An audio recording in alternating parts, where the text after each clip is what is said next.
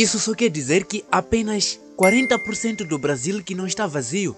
Não, eu não acredito, porque no Brasil tem um número exorbitante de população. Pois pessoal, hoje iremos perceber por que realmente 60% do Brasil está vazio. E se você já se interessou pelo conteúdo do vídeo, deixe aqui embaixo, se inscreva no canal, ative o sininho das notificações para não perder nenhum dos meus vídeos.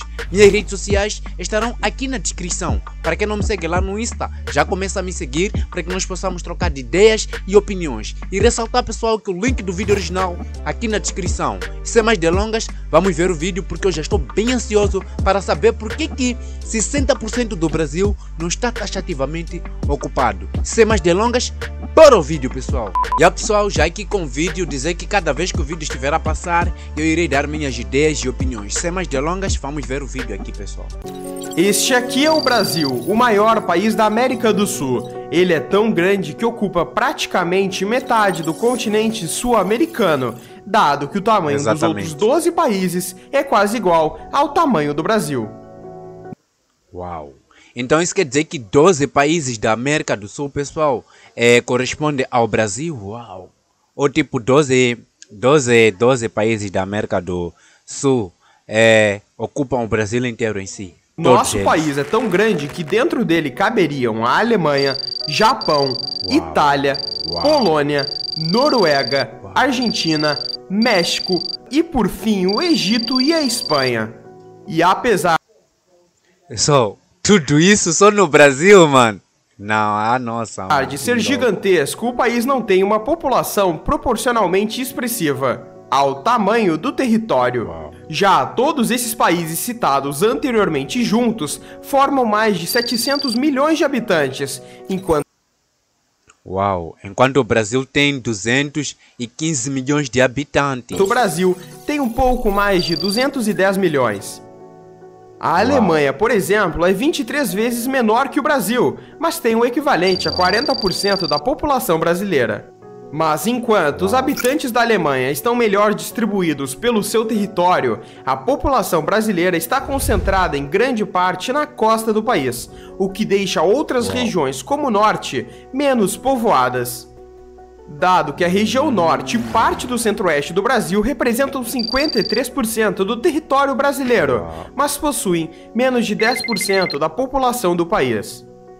E para entendermos por que grande parte do território brasileiro está vazio, temos que voltar um pouco na história. Em 1415, Portugal não tinha condições de sobressair diante das outras potências europeias. Na época, Veneza controlava a maior parte das rotas comerciais no leste do mar Mediterrâneo, enquanto Gênova a maior parte das rotas no oeste.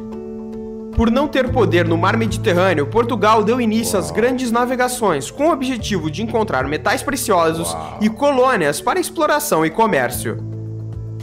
Com os portugueses chegando ao Brasil pelo litoral da Bahia no ano de 1500.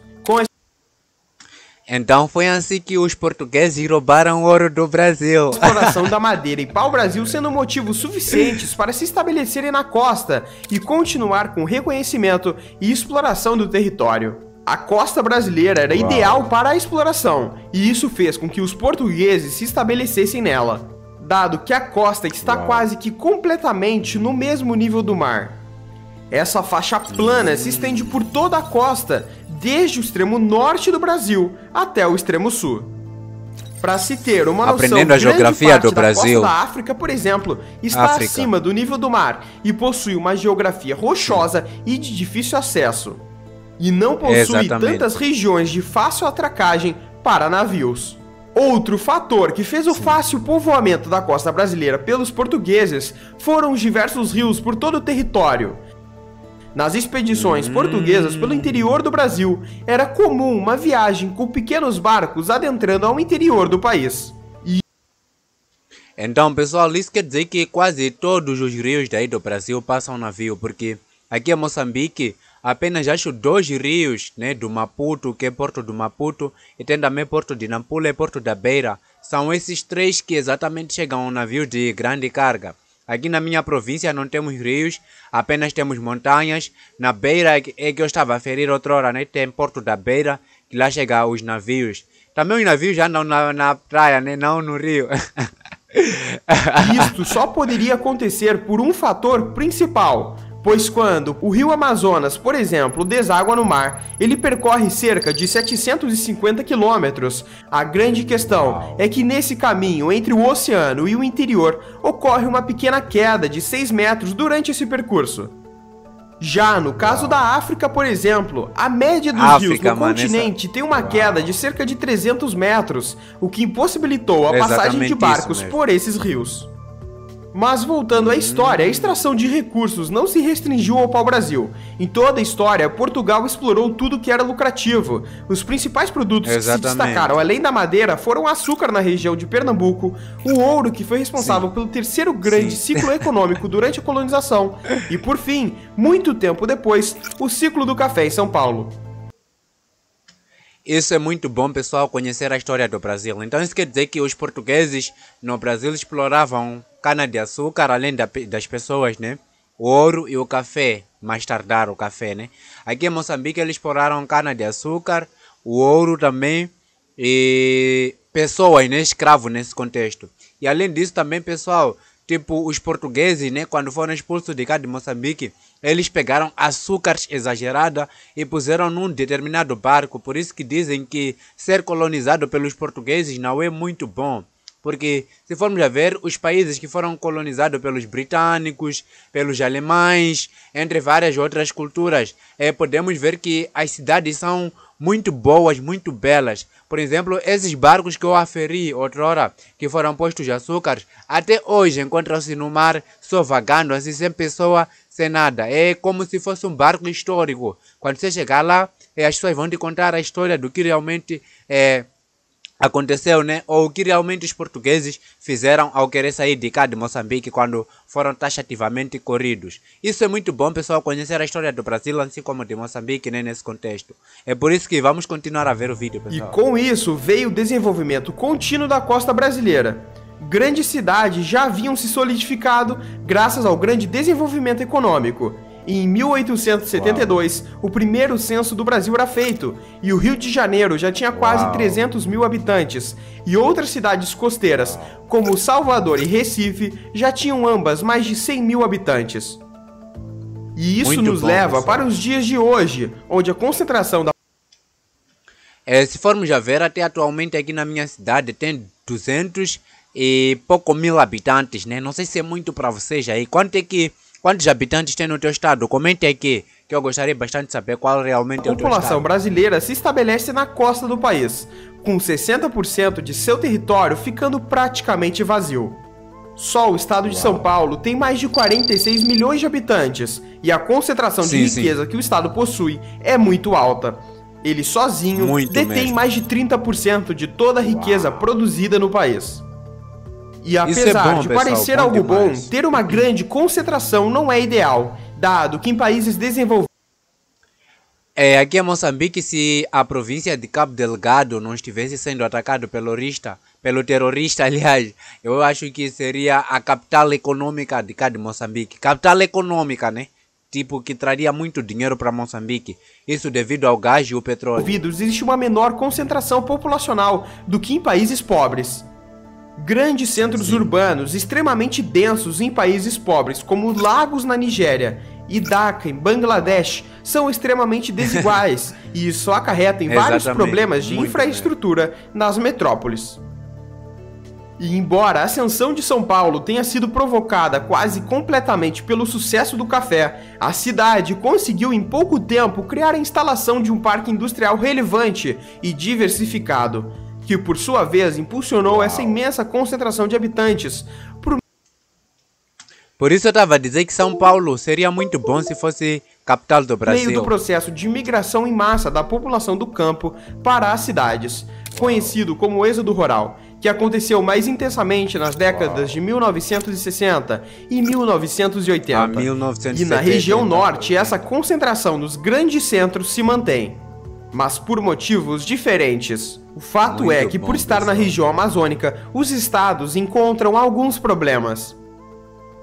O primeiro é o Quais? difícil acesso ao interior do estado, o que impossibilita sua povoação. Além disso, a alta taxa de territórios indígenas na região não permitem a exploração do mesmo.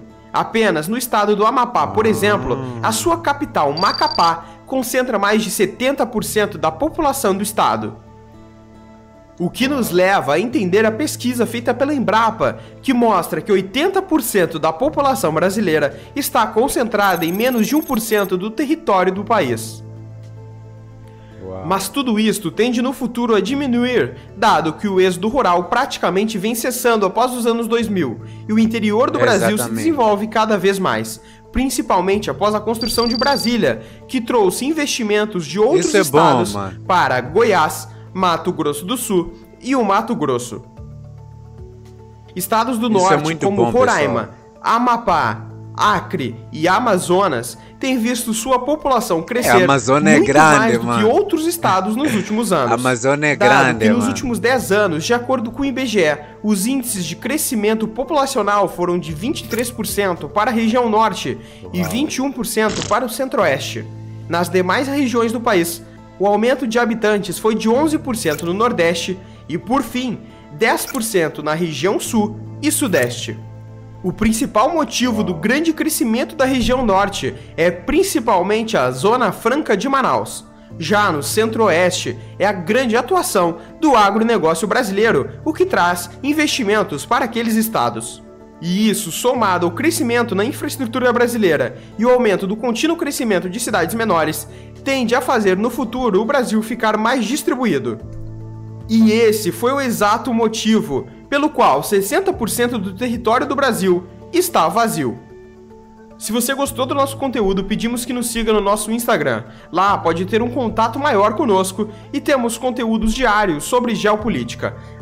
@capfinanceiro ou o primeiro link na descrição. É exatamente isso mesmo, pessoal, que pudemos ver no vídeo de hoje. E percebemos também que no Brasil a maior parte da população vive na costa leste, se eu não estou em erro, né, com aquele vídeo que eu pude acabar de assistir. Isso é muito bom, pessoal, porque estamos aprendendo e sabendo que por que o Brasil não é taxativamente ocupado 60%, apenas 40%. Eu pensei que a maior parte da população brasileira vive assim no interior, tanto como na zona rural ou urbana, né, nesse caso. É na zona urbana mais correto, é dizer na zona urbana. Por isso que é algo tipo muito diferente de cá de Moçambique. Aqui em Moçambique muitas das pessoas vivem nas zonas rurais, né? Não na zona urbana, porque muitos estão envolvidos com a questão de agricultura, então eles ficam lá na mata tentando fazer a agricultura para que o país possa crescer economicamente, né, nesse contexto. Enfim, pessoal, este foi o vídeo de hoje, espero que vocês tenham gostado e se vocês gostaram, se inscrevam no canal, deixem like, ativem as notificações para não perder nenhum dos meus vídeos.